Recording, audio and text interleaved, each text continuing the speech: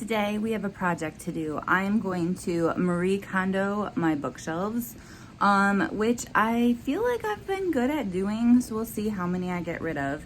I'm going to start with my signed books. I am not getting rid of any signed books, so that part will be easy. But I'm going to take them all off.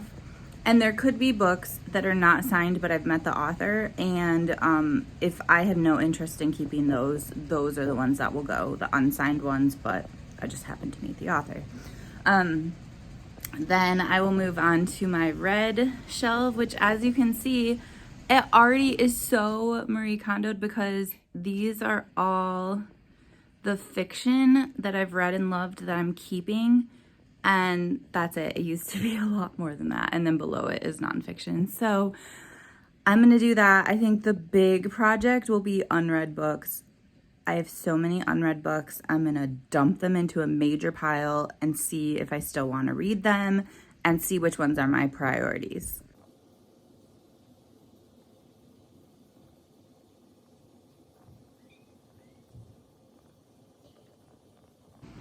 I cleaned my signed bookshelf and it felt good just to take everything off and put it back on. I only got rid of 3 things, which I'll show you in a second.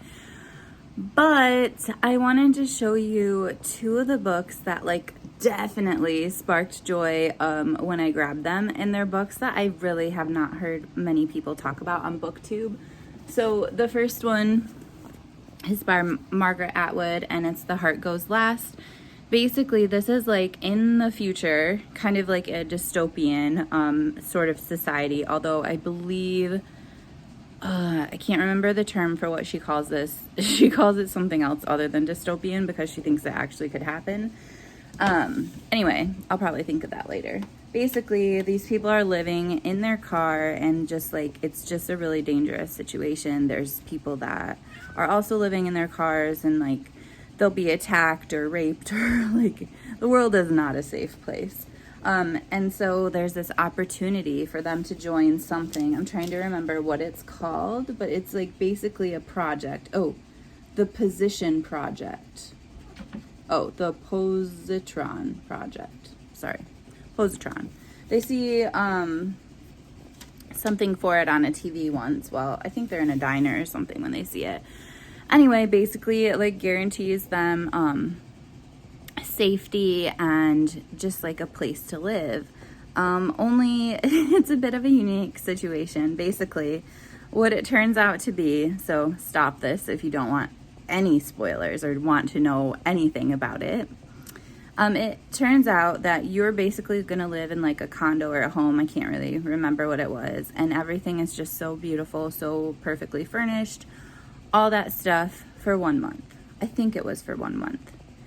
On the month that you and your partner are not living there, you are in prison and you are working and stuff like that. And then once you're in prison for a month, then the next month you go back to your home. And in the months that you're in prison, there's another family that lives in your home. And when you're there, they're in prison. And I really thought it was a cool idea.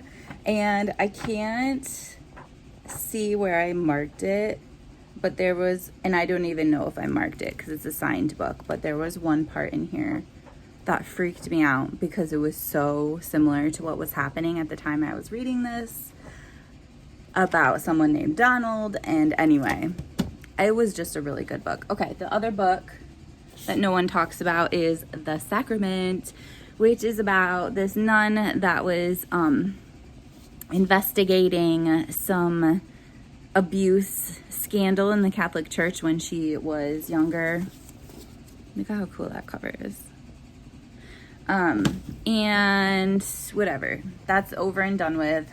She's an older nun now, and someone contacts her basically that she has to go back to Iceland where she was investigating this thing years and years ago because someone else has something to tell her. And it's just, I don't know, kind of the atmosphere of it is really cool. It flips forward and back into time, and it's kind of tricky sometimes to know if you are in the past or the present. And the ending makes the book. So definitely a super cool thing if you're into kind of that atmospheric sort of thing, Catholic-ish too. It's very good. All right, the 3 books I'm getting rid of. This one is not signed, but I have met the author. Sweetness, delicious baked treats for every occasion. I'm getting rid of it just because I don't usually bake, because I will eat it all. And when I do, pretty much, even though I'm only veganish, pretty much everything in my house is vegan.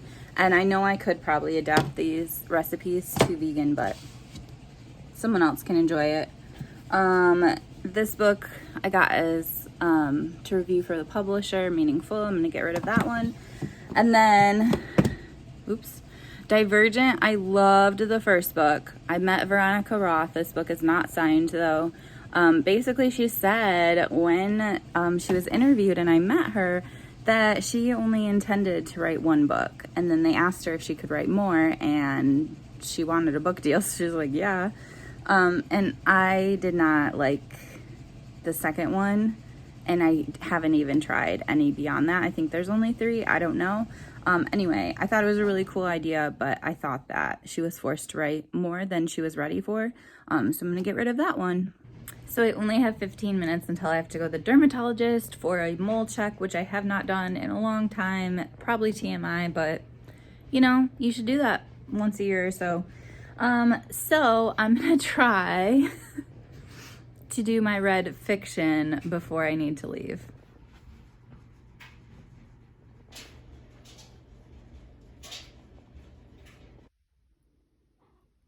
Moving on to read nonfiction.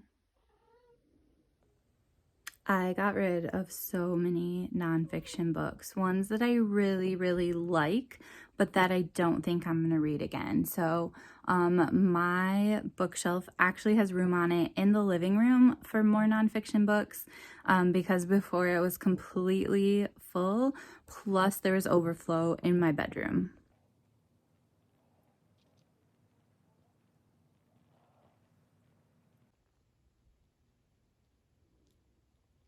What's this pile, you might ask? Well, I was going to tell you, but then I forgot that I need to add to it, so hang on 1 second. That's better. These are almost all of the books that I own and have not read. It does not include my window books in the other room, which are also unread, which are written by authors of color or LGBTQ plus authors, or trying to think if it covers anything else. Just anyone that is not a white straight person. So yeah, these are everything else. So I'm gonna sort through them, and I have no idea. It's gonna be crazy.